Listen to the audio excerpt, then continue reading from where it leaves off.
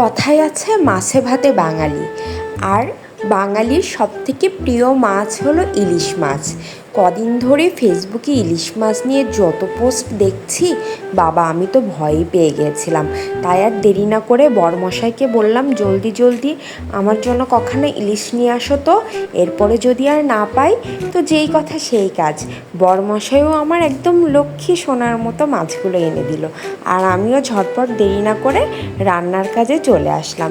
তো আজকে আমি কি রান্না করব সেটা তোমরা বুঝেই গেছো। আজকে আমি করব সর্ষে ইলিশ। তো দেখতেই পারছো সর্ষেগুলো থেকে আমি চোচাগুলো বা এড়াই নিয়ে জল দিয়ে একটু ধুয়ে নিলাম। এরপরে মাছগুলোকে ম্যারিনেট করে নিচ্ছি হালকা একটু লবণ, হলুদ আর সরিষার তেল দিয়ে। সর্ষে ইলিশে কিন্তু সরিষার তেল ছাড়া একদম জমে না, কিন্তু না থাকলে কোনো উপায় নেই, মানুষকে ওভাবেই করা লাগে। আমি আজকে পুরো রেসিপিটা সরিষার তেল দিয়ে করব। তো তোমরা সবাই দেখতে থাকো।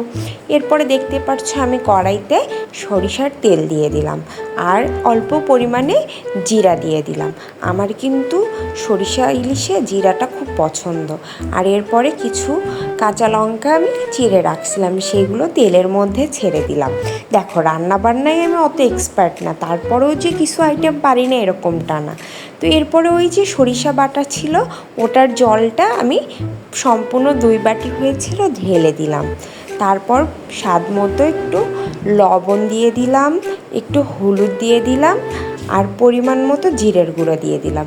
তোমরা কিন্তু অবশ্যই সরিষা ইলিশে জিরের গুঁড়ো দিয়ে ট্রাই করে দেখো, অনেক বেশি টেস্ট হয়। তো দেখতেই পাচ্ছ কি সুন্দর কালার এসে গেছে, তাই না? আর আমার এটা কিন্তু একদম অরিজিনাল ক্যামেরায় করা, কোনো এডিট বা আদার্স কোনো কিছুই করা নেই। আর তোমরা কে কে ইলিশ মাছ খেতে পছন্দ করো অবশ্যই কমেন্টে জানিও। আমার তো ইলিশ মাছ অনেক পছন্দ, তবে এখনকার ইলিশে না ছোটোবেলার ইলিশের মতো সেই স্বাদটা পাওয়া যায় না।